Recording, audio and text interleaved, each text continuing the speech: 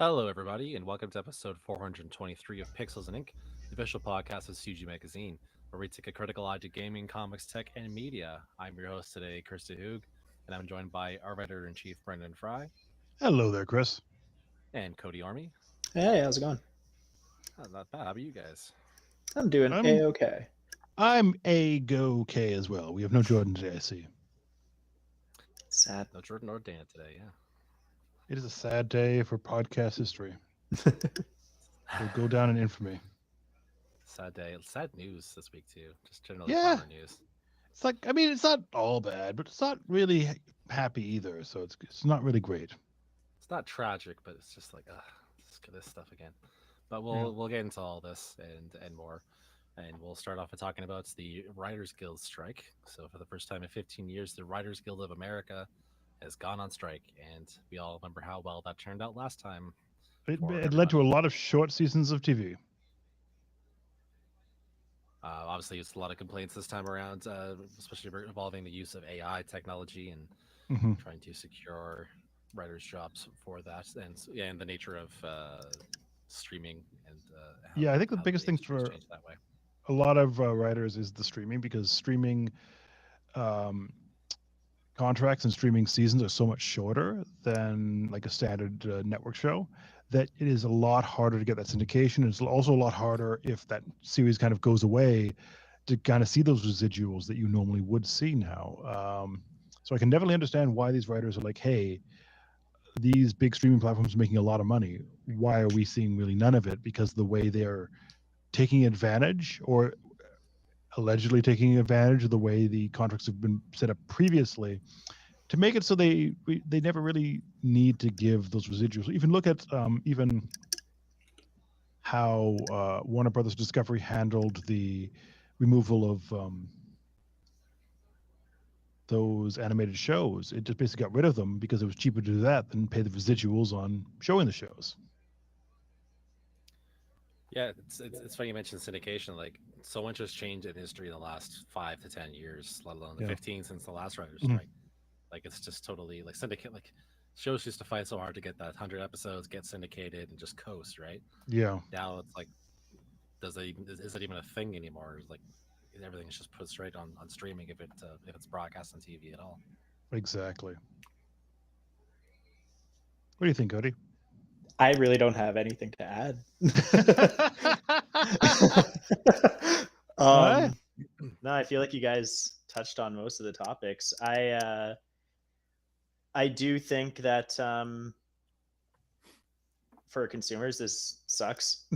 Yeah, like for just viewers.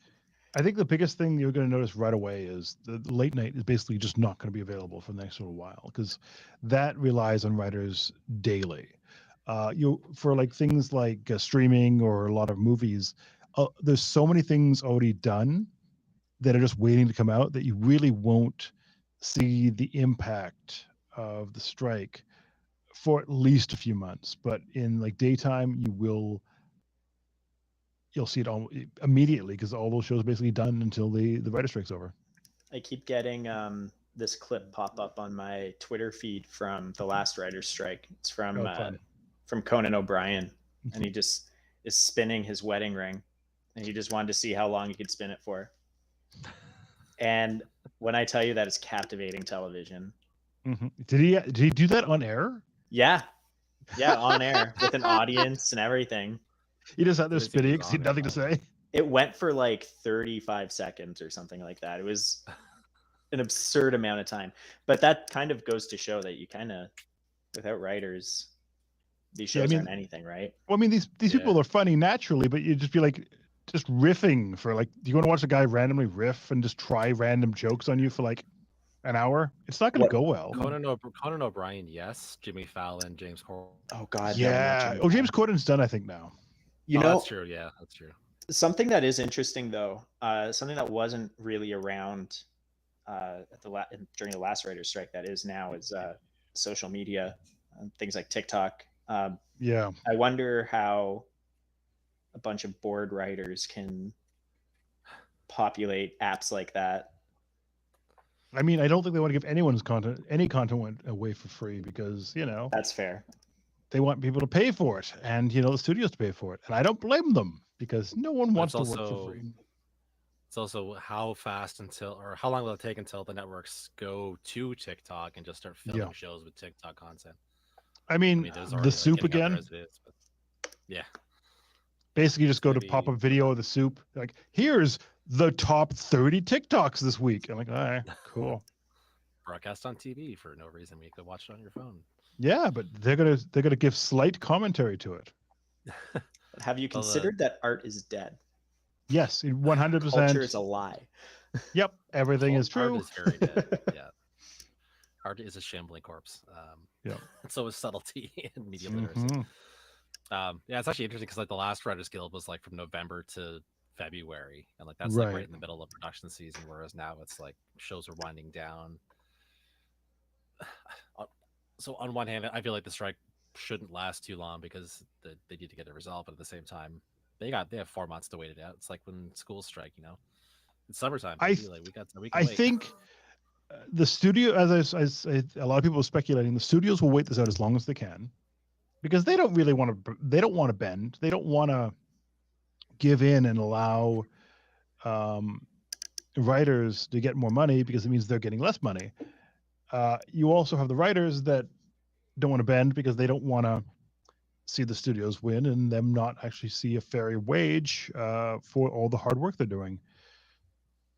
So I don't know who's going to bend first because the studios, as I said, have content for months, so they can ride this out for a while. The writers, on the other hand, are strike pay and all that other stuff. They aren't. Very few writers are living large, so. Yeah, definitely. Unless they're like also stand-ups or something, like unless they have some kind of other gig. Exactly. So I do see this being harder on the writers, but I really do wish them the best and hope these studios actually do bend faster than they think they will. Well, yeah, because so again, to go back to the last one, like that strike killed a lot of shows. It did. Something like Heroes, had a really strong first season. It was going into its second season, and the strike just mutilated it between the broadcast schedule being interrupted and the filming production, like everything being shaken up. That show just never recovered. Died hard. Like going back, the first season of that show was solid, and then you go, what are they doing? This makes no sense, and it just gets worse and worse and worse because they just didn't have the content or the talent to make it kind of solid again, and they lost a lot of that momentum, and it never really found it. And the ratings too, yeah, because you never knew when a new show was coming out. This is something that maybe younger audiences today don't really appreciate anymore. Like you used to have to watch shows when they were on TV and wait to actually get them on DVD or whatever. Yeah, it messed up schedules too, didn't it? Like if it would air, oh, we have 3 episodes, I guess, then we'll wait until we can figure something out. So you'd have these random massive waits mid-season. The way that audiences just consume media is so fractured now. Yeah. It's going to be interesting to see how that can be impacted as well. 100%. We'll see. I'm really skeptical studios want to bend because they really don't want to give away those residuals because, well, they like money and they don't want to keep paying for shows once they paid for the show. So that's not great, but we'll see. We shall see. Yeah, it'll have a big impact on how things go moving forward as well, obviously. 100%. Pay your writers, people. Respect your writers. I mean, weird thought. These people. right. Pay your staff, respect them. Weird. Yeah, crazy concept. I don't think you can do that. No. Right. Certainly not a big studio with all the money in the world. Yeah, they definitely can't do that. No, impossible. You're talking silliness, Chris. Talking silliness. Absolute silliness. Well, speaking of things you can't do or shouldn't do, well, it's inevitable. Another first-party Nintendo game is coming out very soon, and it has leaked 2 weeks ahead of its release date. Tears of the Kingdom, the new Legend of Zelda game, even leaked earlier this week, and I mean, I've been avoiding it, but it sounds like it's a pretty substantial leak, if not the entire game. I think it's the game. I think it's the game. It's the entire game.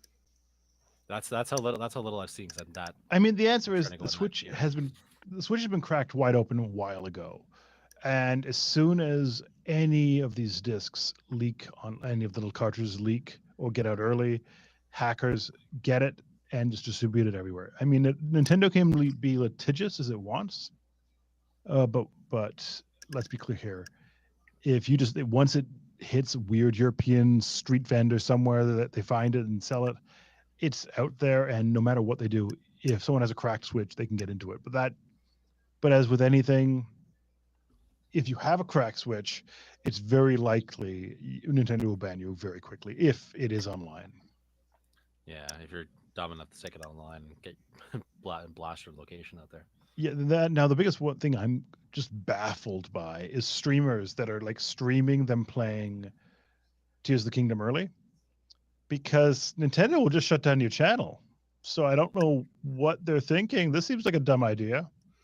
What do you guys think of the outlets that are reporting on the contents of the leak?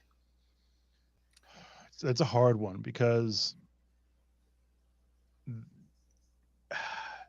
if they're just saying the information's out there, that's fine. But as soon as you start saying, and the first section of the game looks like this, we've made our guides early, that's not really cool, because they definitely are breaching. If they've signed to review these games, they're breaching an embargo, even if the content didn't come from them directly. They're just watching a video and getting it from there. That is still technically breaching embargo, as dumb as that sounds. For a website that know. may have been blacklisted, though. Yeah, maybe. I don't know. It's not to. They should never get back on the list again. Yeah, I mean, like that's true. Yeah.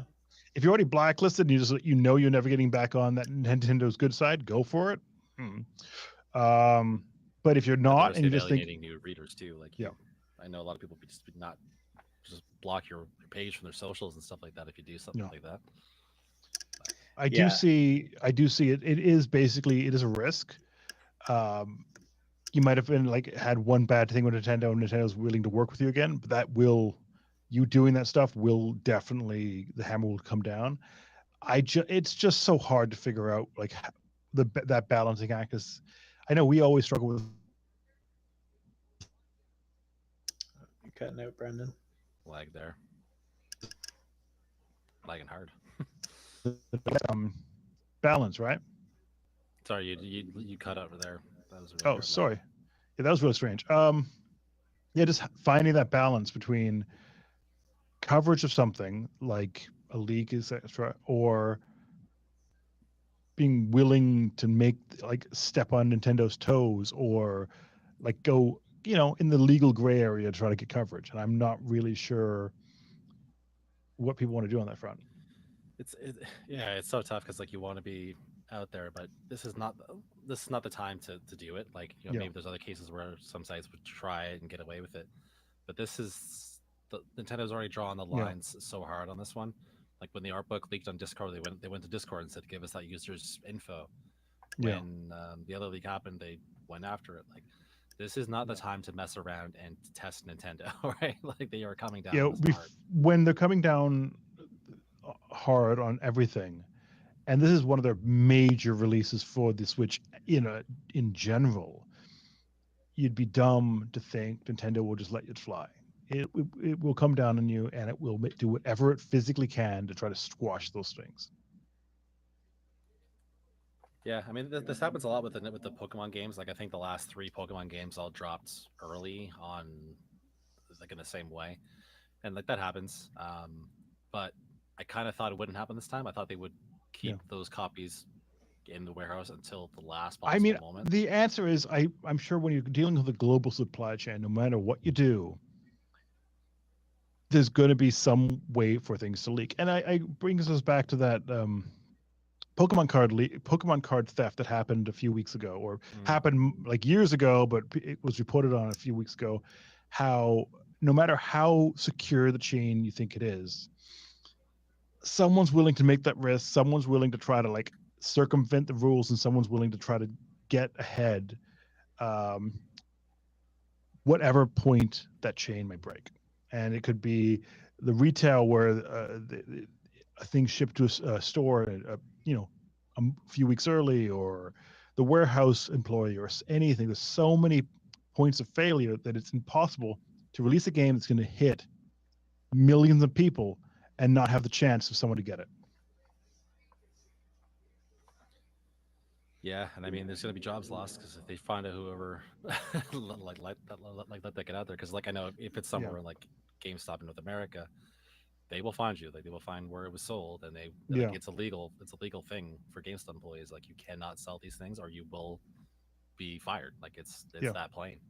Um, so I mean, just I can't fathom like the desire to chase clout that strongly to dump it out there that fast because Yeah, I they're don't gonna get it find either. whoever had it out there. Yeah. Yeah, it keeps popping up like you mentioned the Pokemon cards thing. Yeah. Recently, or like a few weeks ago, there was a YouTuber who got his hands on the next Magic set, which comes out next Friday. Oh, really? Got a copy or got a box of it early because Oh, that Magic's seems. last set and this new one have very similar names. So the retailer you Oh. bought it from online shipped him the wrong product. It Oh, that's happens. fun. Yeah. These things happen, sure. But then he went on YouTube and started like leaking the entire set, blew some Oh, that's story bad. surprises and stuff like that. So then Wizards of the Coast or Hasbro, I'm not sure exactly which part of the corporate chain did Right. this, sent Pinkerton agents to his house to reclaim the product. And it wasn't like, it sounds like it was a tense situation because that's just inherently a tense situation, but it wasn't like they were being aggressive or anything like that. But there, I mean, there's still a seizure of property and all this stuff. And Wizards was like, no, we'll send you the right product, but we're taking this stuff back to investigate and blah blah blah blah blah. Right. It's such a bad PR move too. Like, because now I their just don't. social media is just being slaughtered with Bickerton memes and lazy jokes, and you got nothing to stand on. Like, I just don't like. Just Wizard of the Coast should just reached out and said, "Hey, give those back and stop that. Maybe make an angry phone call, and you're good."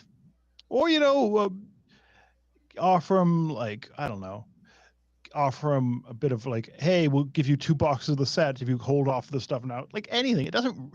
Like the amount of money it would cost them is so minor. In so much as don't burn someone. If he's like streaming the stuff, he's probably big enough that you don't want to like completely burn him. And to do that it's not going to help you unless if he stole them, maybe. But from what I'm hearing and what I've read of the story, this is an honest mistake. He didn't do anything technically wrong. I mean, spoiling things not great, but still. But doing to push that level of like intimidation just doesn't look good as a company. I say that to be fair, I say that to Nintendo too. It doesn't look good to intimidate people. It makes you look kind of like the bully. to be fair, Nintendo, they don't normally send goons to the door. They usually just No do goons? the Okay. lawyers channels, but I don't think so. Anyways, it's always like lawyers and stuff. But Yeah. yeah, I mean, like they did offer to replace the product and all that stuff. But I mean, like it's a weird gray area, right? Because like, sure, Yeah. you got this thing you weren't supposed to get, and that happens.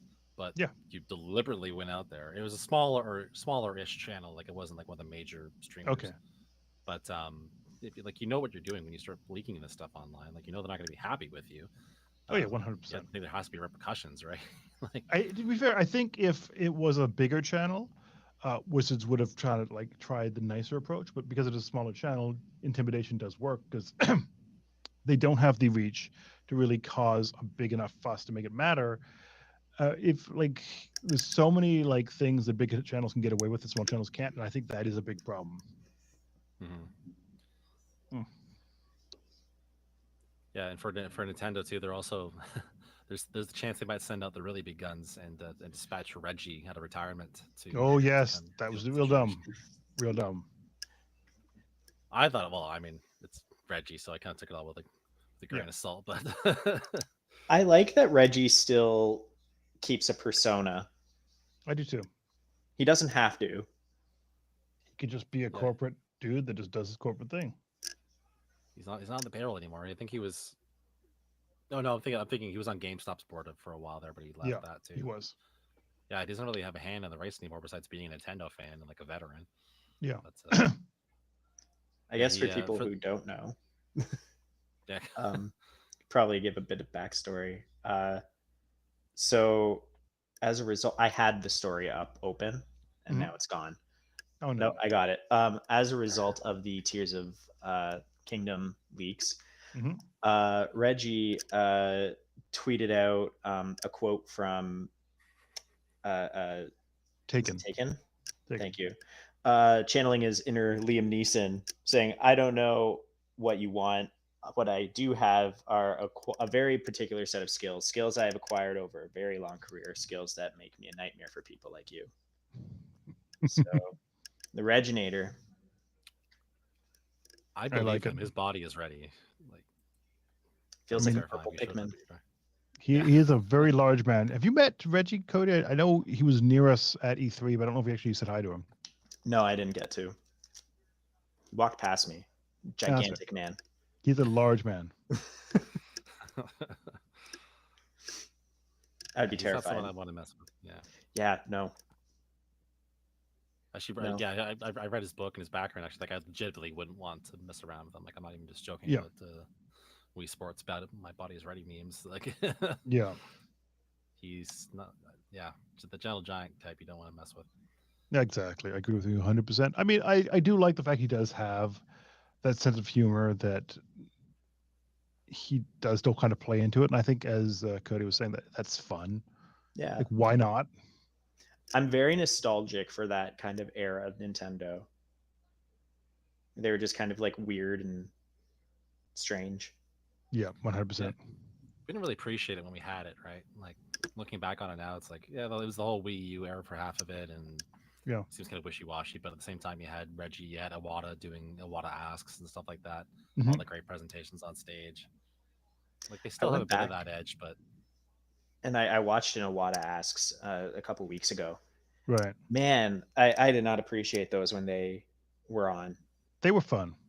Really fun, super informative. Yeah, no, Nintendo had an interesting digital presence before the Switch came out, and I think some of that was lost. I don't know why it was lost, but it was.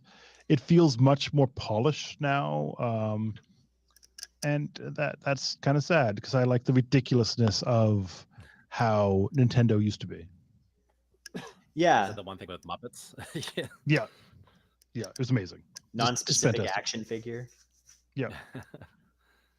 Yeah, I like, think honestly, like thinking about it, like those presentations are the reason why E3 is dead. If you think about it, yeah, like they started Nintendo doing those directs, things, yeah. and everyone else started copying it. Yeah, and that's why we all moved to these independent like platform holder. But I mean, if you look at it this way, it was so much different than how it is now. Like Nintendo's, they were kind of like Devolver Digital showcases because they were just like balls to the wall, bonkers half the time, and you really didn't know what to expect. And they were fun just to see what they do. Now they feel like a polished presentation with a guy just saying, "Hey, here's the next trailer, cool," and they just do trailer after trailer after trailer after trailer. Then they have a little bit of interstitials, but it's not really fun. It's more of just Yeah, it like feels a video company.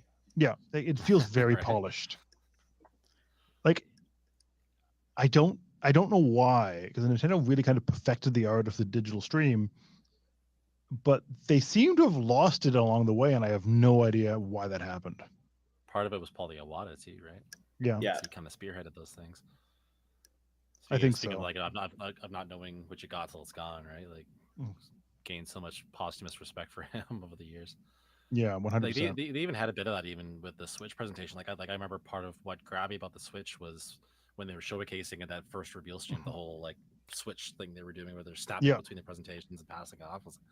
There's that quirkiness, but yeah, it is some quirkiness, but it definitely doesn't have that sense of fun they used to, and I think that really was kind of what made the Nintendo digital presentations so fun to watch.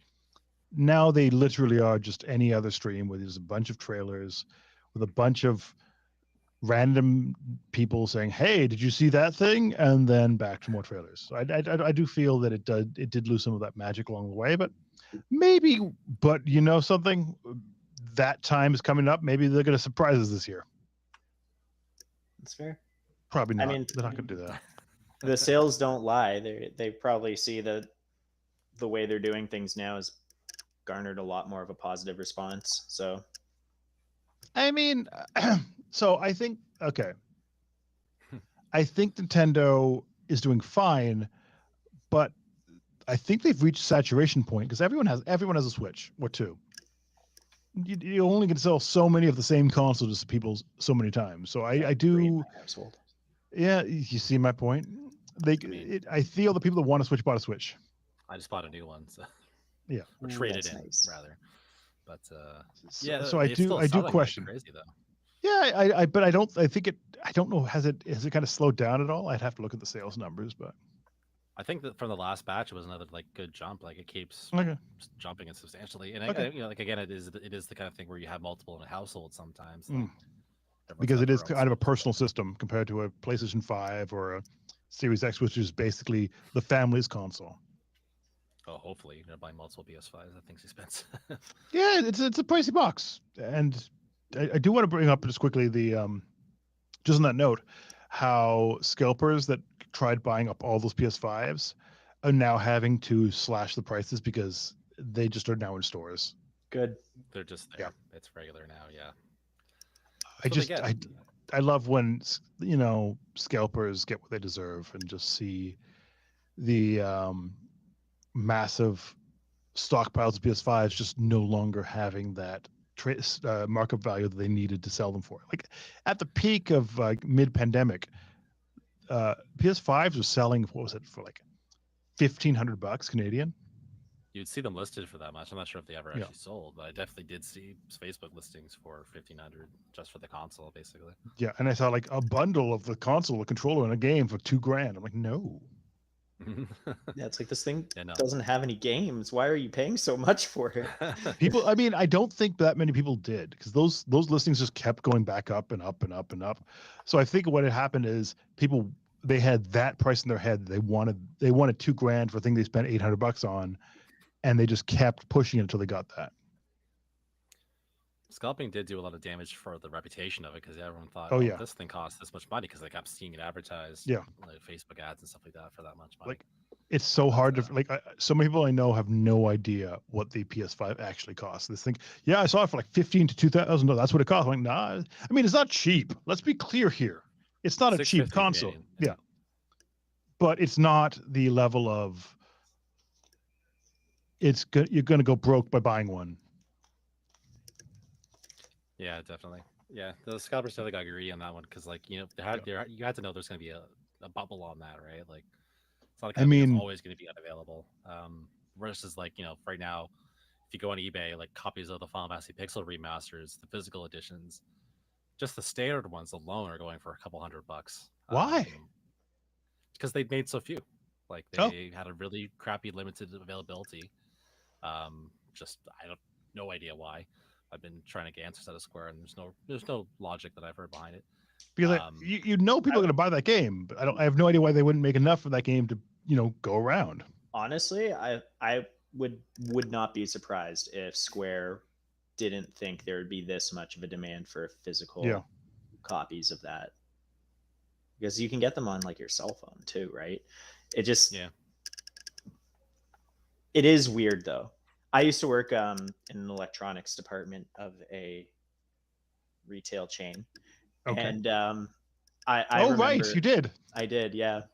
I hated it. But and I remember when the Amiibos were first launching, and I couldn't remember, it was a Fire Emblem character, but I remember I was the one that Marth? Is it Marth? It might have been Marth. Now that I'm thinking about it, might have been Marth. I don't know, it doesn't matter. But I remember going through, I had to take stock of every character that came in, because they all had special SKU numbers. Yeah. And just knowing, like, if I set aside these two, I could make like $300 tomorrow. I didn't do it. I did not do that. Because you're a good person. I am. Very financially dumb person. Good. I mean, but good. You're good. Yes. Not the cost of Yeah, but I think that's just limited supply is something that kind of happens. Yeah. I've definitely seen that. I've seen it on so many like press releases. Oh, not no. Special editions, things like that, where you have like the hardened edition or whatever with some weird like figure, and like no one thinks that one's going to sell. Like, that one sold out in 5 minutes. Okay, cool. Yeah. Like, or you have the ones that you think are going to sell out, and then everyone regrets buying them, like the Fallout, the one that had the bag. Everyone regretted buying the heads that everyone had. Yeah, those were dumb. Those were dumb. I think we have two in this office. Amazing. But like, there's so many of that sort of thing that companies try to do play on that. They do try to make sure that people that are really excited for those games buy them, but sometimes they bet in the wrong direction and people really hate the thing they release. But it is really sad when, you know, you have something that people do love having, a physical edition of a game, and there's just none to go around. Yeah, like again, case in point with the Pixel remasters, there was the standard edition for PS4 and Switch, Right. and there was a collector's edition, which was a little more expensive, obviously. Yeah. That was originally listed on eBay for a couple $100, and now since the game's actually come out, the standard one is worth that much, and the collector's is just skyrocketed. And it's like, That's ridiculous. And furthermore, like, it was posted like in the middle of the night or like very early morning for the East Coast, North America.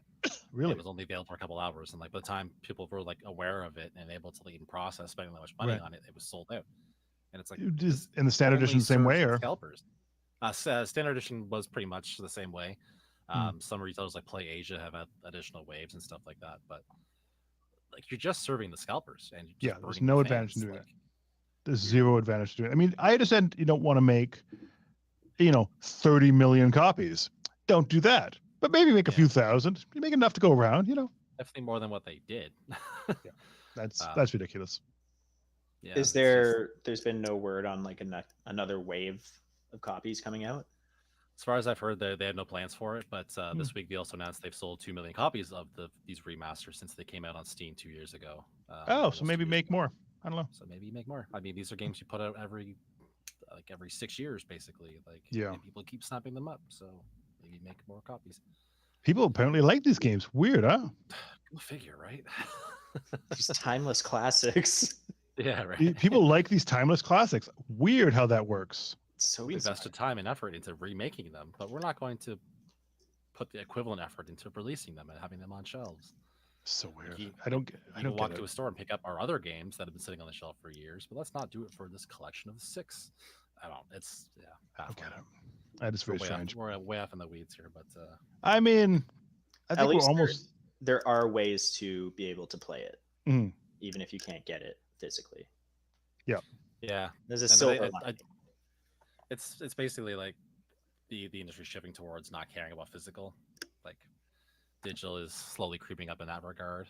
Since it doesn't cost money to produce all these packaging stuff or packaging inserts and stuff for a digital game. So we'll just release it mostly digital. It's like, why even bother with the token physical release then?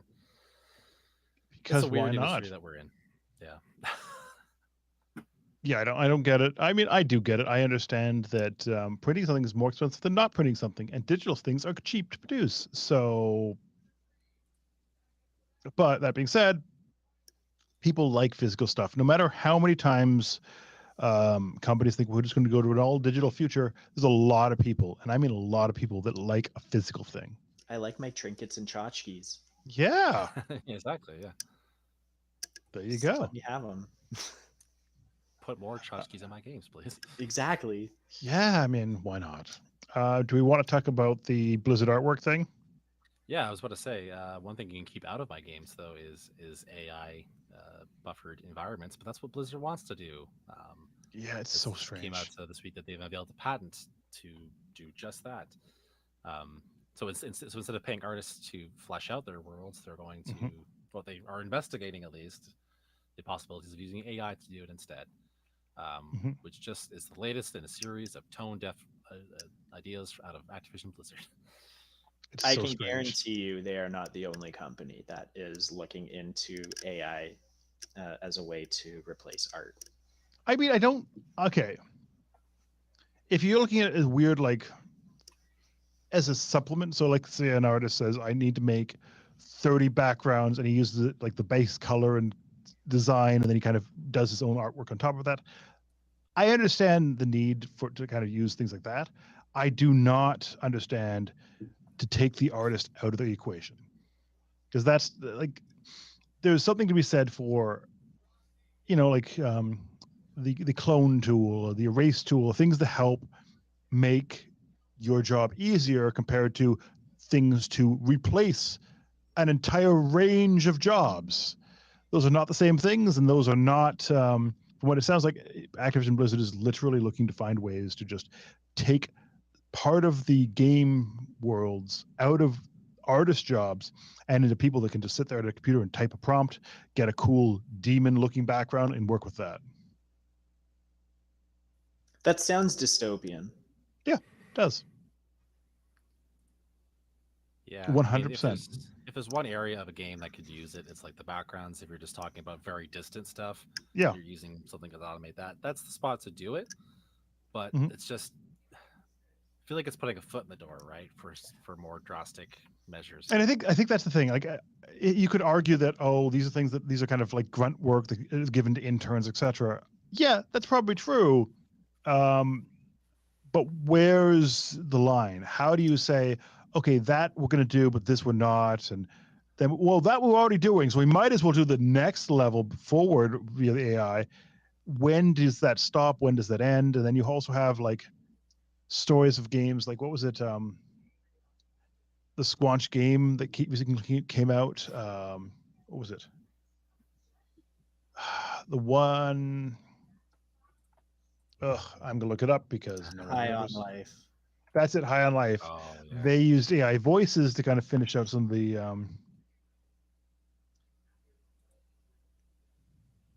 Voice acting.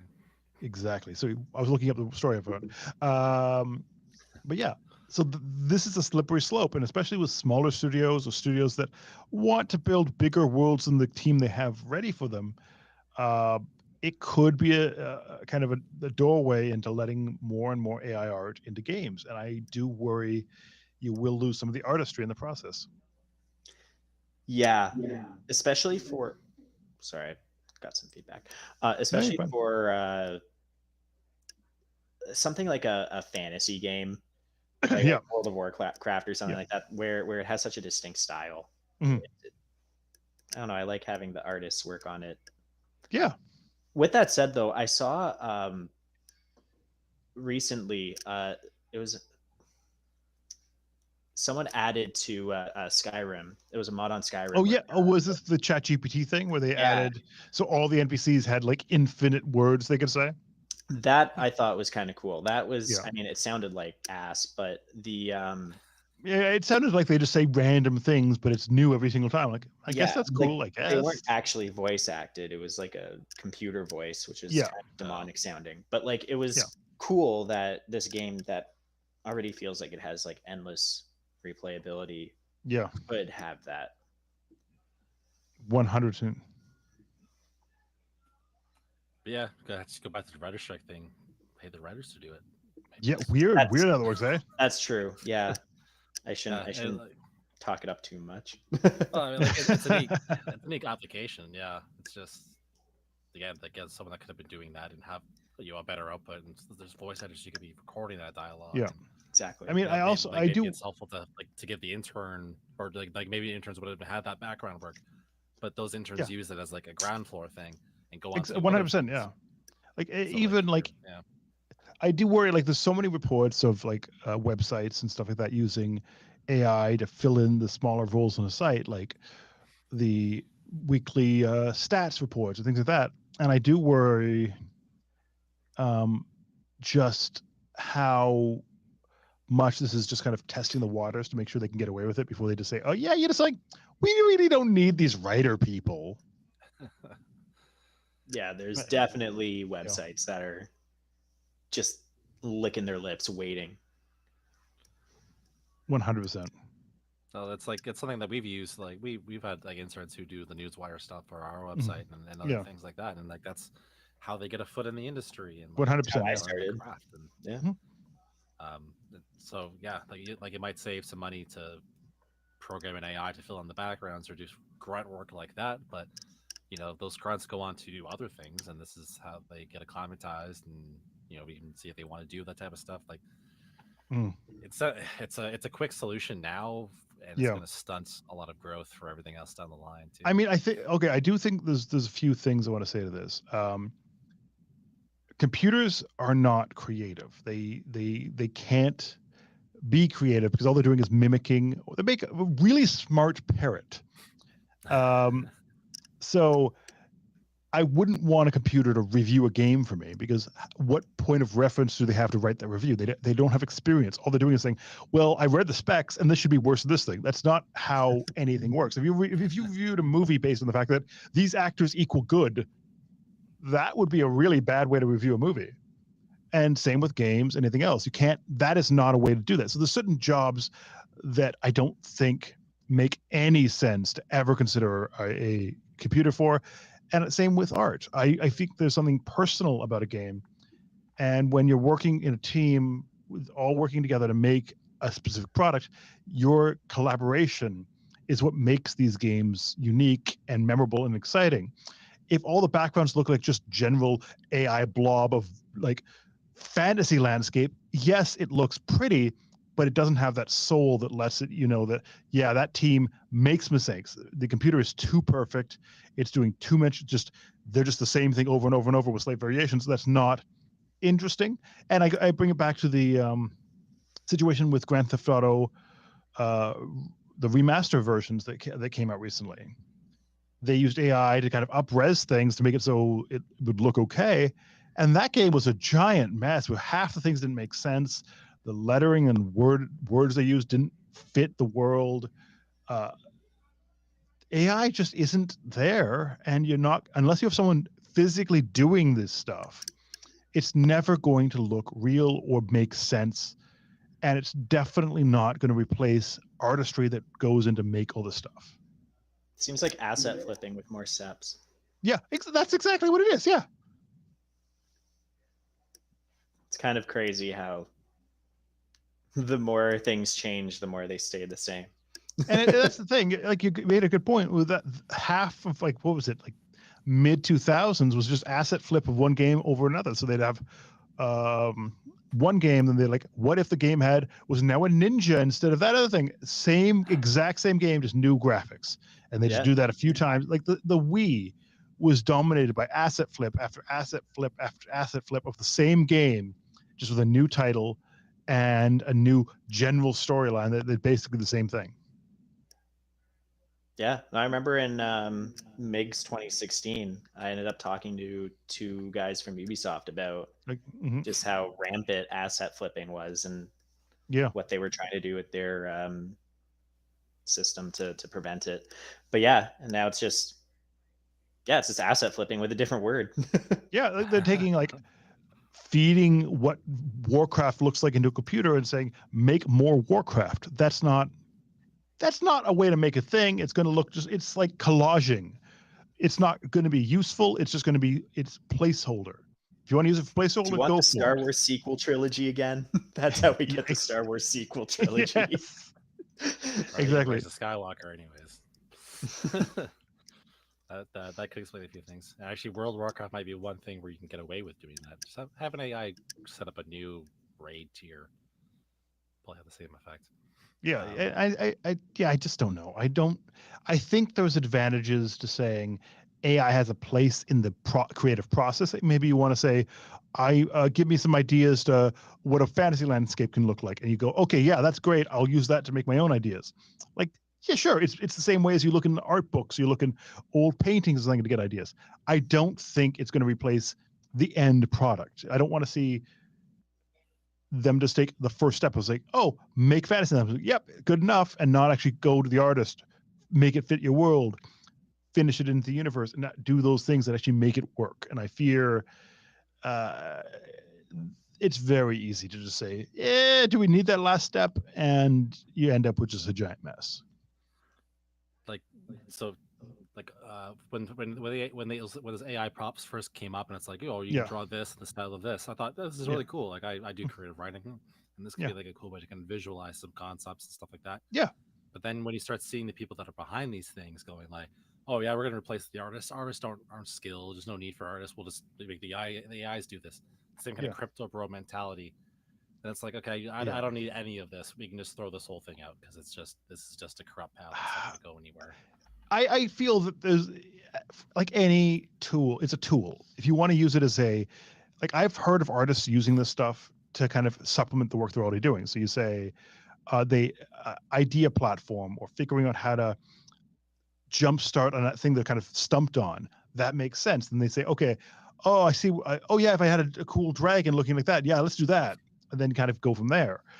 But I don't think it's good enough or can be good enough to replace people that have trained and done this stuff and have a style, because AI has a look and it's very surface. It doesn't have that kind of depth that a person does, because they just can't do it. 5 extra hands. Yeah. Oh yeah, the hands thing is just creepy. We have someone that's like, yeah, or they don't understand smiles, or they don't understand how arms work. So you just have one person with 4 arms kind of popping out. Like there was a little thing online recently, was just a bunch of like that almost perfect like party photos, but they're done with AI. So you look at them like, oh yeah, that's some people are partying. Like, oh wait, that person has like 3 pupils, or that person's they have like too many teeth, or that person's hand is like 3 thumbs. But you at first glance, you're like, that looks fine.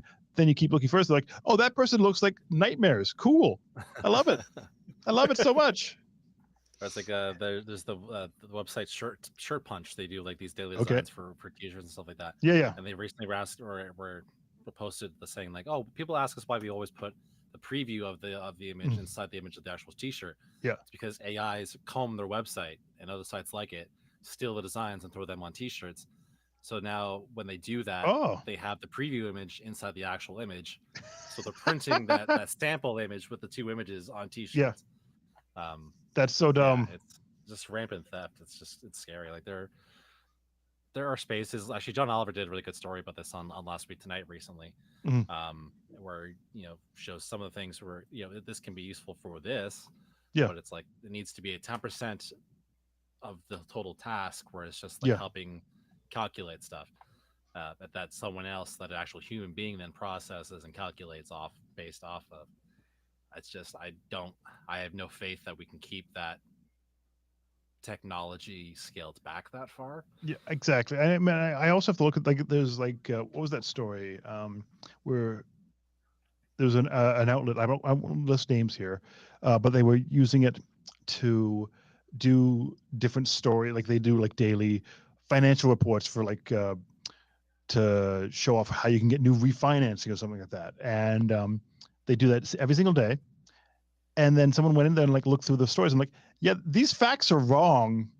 Like this math doesn't make any sense. That's not how mortgages work. This is just made up.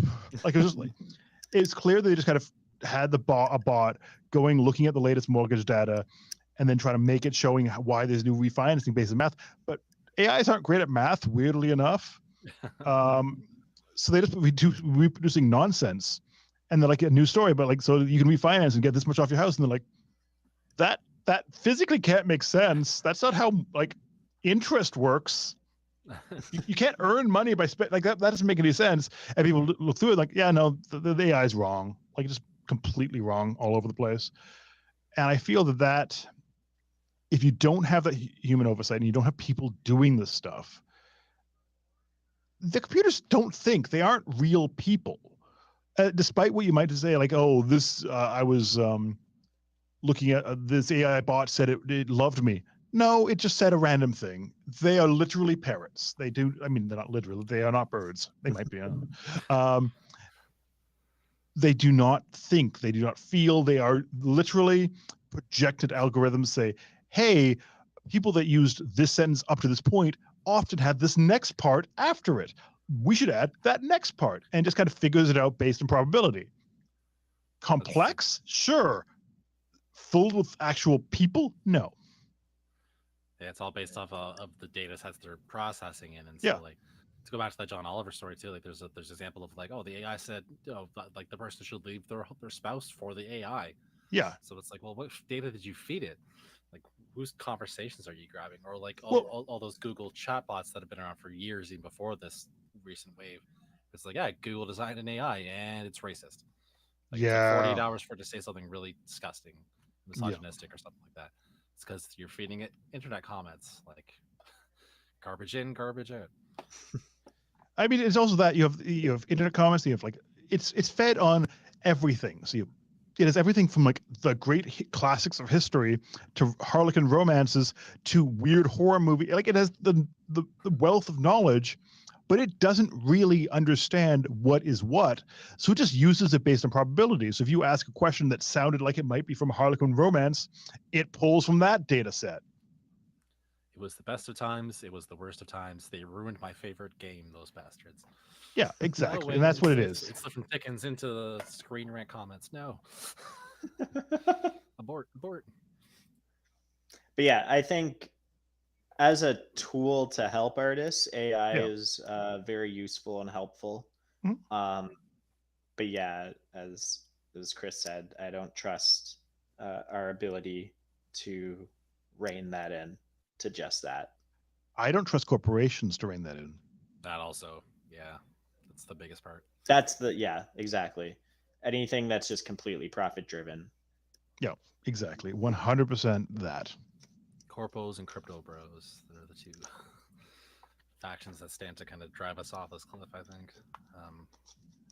Yeah. Time will tell, but we'll see if Activision actually goes through with this patent or if other companies join suit. Because, like I said, it might just be that Activision's the first one to come out with this or have their patent recognized as system. But who knows what else is being experimented with behind closed doors, right?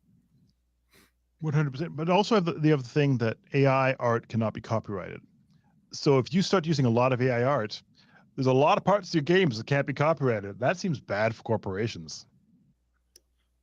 Yeah. Well, is it because it can't be copyrighted because it's stealing it from other places? No, it's because the courts do not view a person putting a prompt into a computer as actually designing or drawing it. Gotcha. So it has to be transformative to actually, so you have to transform something to be able to copyright it. So because it's theoretically, it's probability and randomness create the image. Randomness cannot be copyrighted. Much like if a cat jumps onto a paintball, like a ball of paint, and it spills onto a canvas, you cannot copyright that art because it was accidental. Like the story of the a monkey that took a photo with someone's camera and the person wanted to sell that photo, that they could not technically own that photo because they didn't take it, and the person that did the thing that did take it cannot, it is not considered a person, so they can't copyright it. Huh. Copyright law is weird. That being said, I feel like we're one weird case away from setting a dangerous precedent, right? Like, all it takes is one weird case and one person being bought out on the jury or something, the judges, and all of a sudden we have a whole new paradigm for that type of stuff. Yeah, weird freaking times, man. It is super weird, and I do question, like, so I mean, corporate profit drives everything. So right up to this point, it's random dudes and weird people saying, I want to copyright this, and the copyright courts are saying, nah, you can't do that. But it only takes, people with deep enough pockets to say, yeah, we did enough to this that it is ours. Propriety algorithm and bullshit. So I feel that there's a point when the courts are like, yeah, giant corporation, you're right. You can copyright that thing. Thank you for all this money. Yeah, thank you. I needed this new car. Oh, our justice systems in this world are not that corrupt, certainly. I mean, the Supreme Court seems like it is in the U.S. Just saying. Oh no, they just have friends. They're just really good friends that just take them on random vacations that would cost hundreds of thousands of dollars just because they wanted to. Friend things. Don't your friends just things that might come up? I got some shitty friends then. If your friends want to talk about what they court should do as you're giving them a cool private jet, that's up to them. They're just friend things. Yeah, you can't. Freedom of speech, right? Yeah, you can't tell them what they can and can't talk about. They were talking about it in Minecraft. It wasn't. Yeah, totally normal. Anyways, everything stinks. Like I said at the top, a weird batch of topics, a weird time to be alive. Do we have anything else we want to touch on this week? I mean, do you want to touch, like, I'd love to hear your take on the Star Wars Visions, because we put that up today. Yes, Star Wars Visions. So it's live as of today because it is May the 4th as we're streaming / recording. Weird. So Star Wars Visions, if you didn't hear about the first season, came out about a year and a half ago, and it was a set of 9 anime shorts set in the Star Wars universe, but all produced by different anime studios and all kind of in free form, more or less. Some of them used certain characters like Boba Fett from the movies, but Yeah. most of them kind of did their own thing, their own little take on it. Yeah. Lots of lightsabers shaped like katanas and stuff like that. It was really cool. It For the kind of most part. reminded me of the Animatrix. That's exactly, yeah. That's pretty much exactly it. Just Star Wars only, right? Yeah. So season 2 just came out this week. They broadened it to be more than just Japanese studios. In fact, I think Oh, that's cool. there's only one Japanese studio on the list, I believe, and it was like a joint production with Lucasfilm. Actually, that short. So it's 9 different shorts, including one from Aardman, who did Wallace and Gromit, as well as all those other films and all that stuff. So yeah, like my full reviews on the website, but I found this one. It's nice having it not all be anime as much as I kind of enjoyed the first one. I like that concept because, as I said, the Animatrix really did kind of work for me because it was just, it's kind of, the Wachowskis were kind of influenced by anime, so seeing anime studios take on their concepts and bring it back into anime was neat. And I think recently a lot of what we see in Star Wars, stuff like that, has really influenced anime. To see them utilize it in the proper universe of Star Wars is really cool. That was actually something I touched on in my review of the first season too. Is that, like, Kurosawa and other Japanese samurai films inspired Lucas a lot. Like, early 100%. Star Wars was a lot of westerns and Kurosawa samurai epics. Like, Yeah. So it was neat. It was really cool to see that in the first season, have that kind of a culture exchange go back and forth. But for me, this time around with this season, where you have a much wider range of studios, like there's a Chilean studio, there's a South African studio. So seeing other cultures put their spin on it.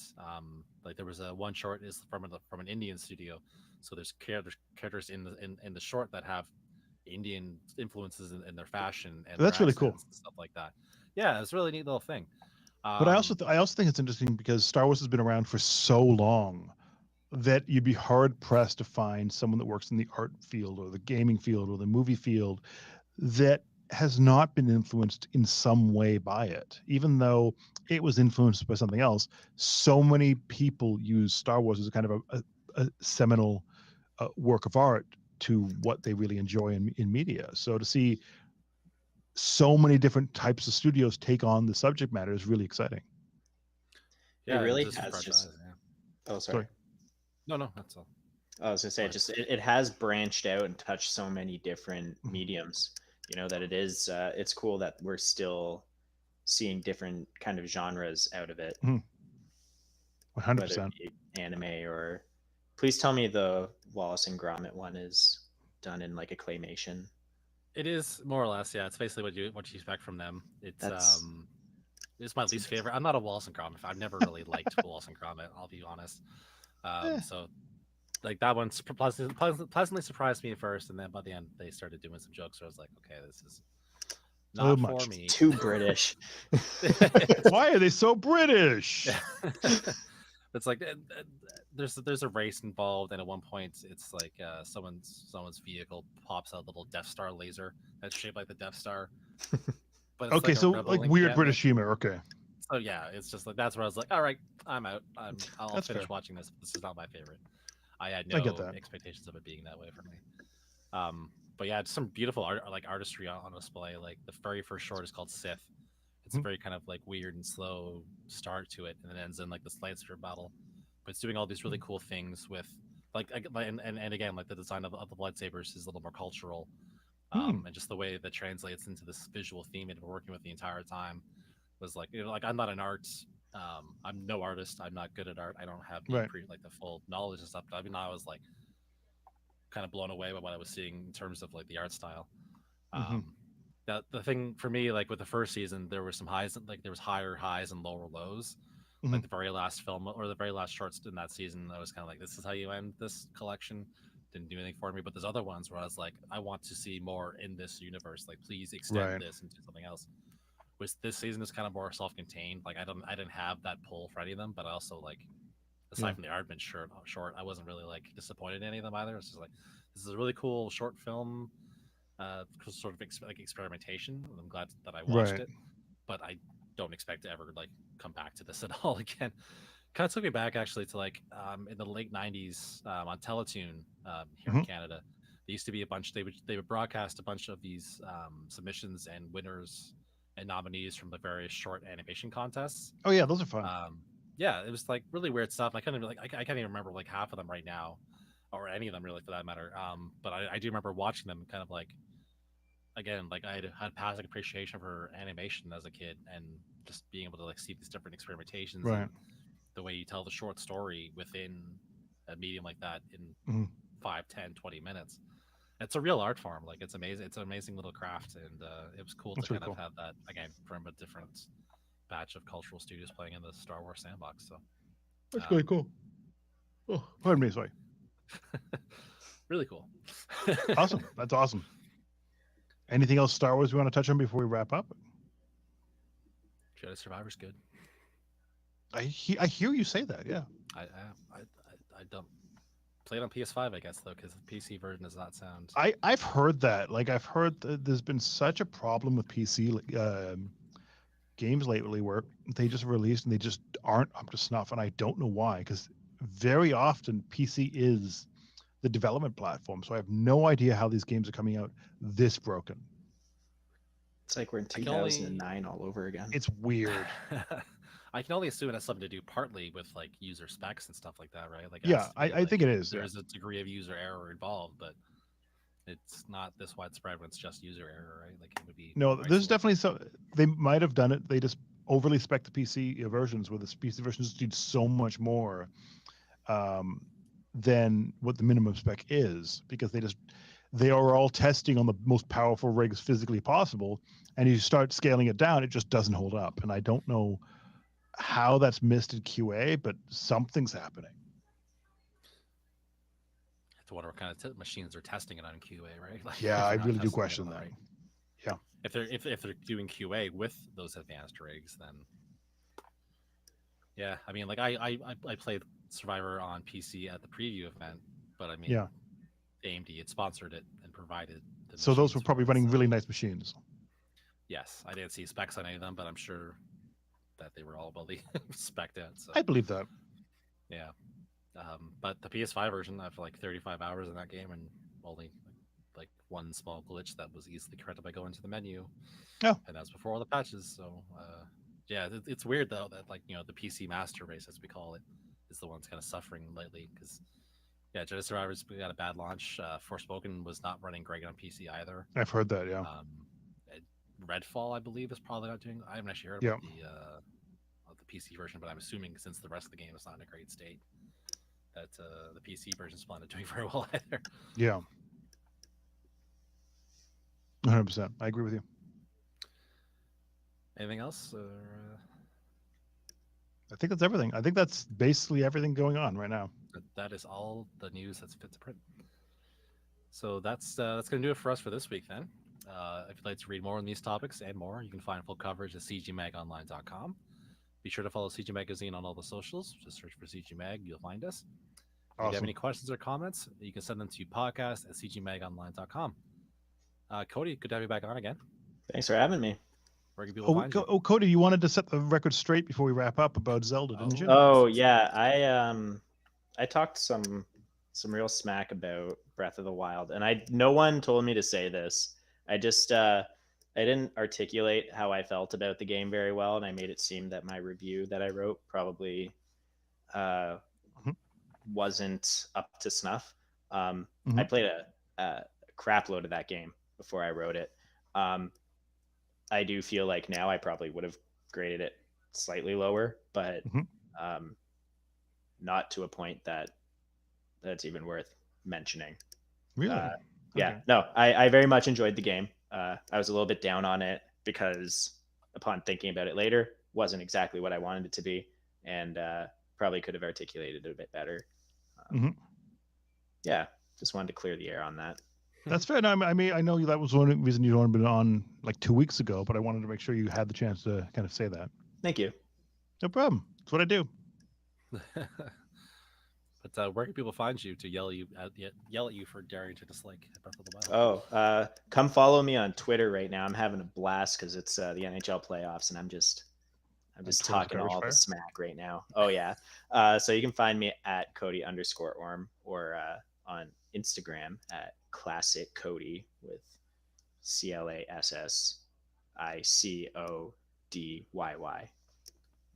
Classic Cody. Cool. Remember it now, Classic Cody. Nice.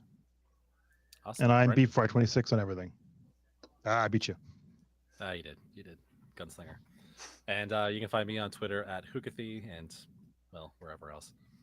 Awesome. In this loaded social media landscape that we live in. Anyways, thanks for tuning in, and we'll catch you next week. Cool. Awesome. See you later. Bye.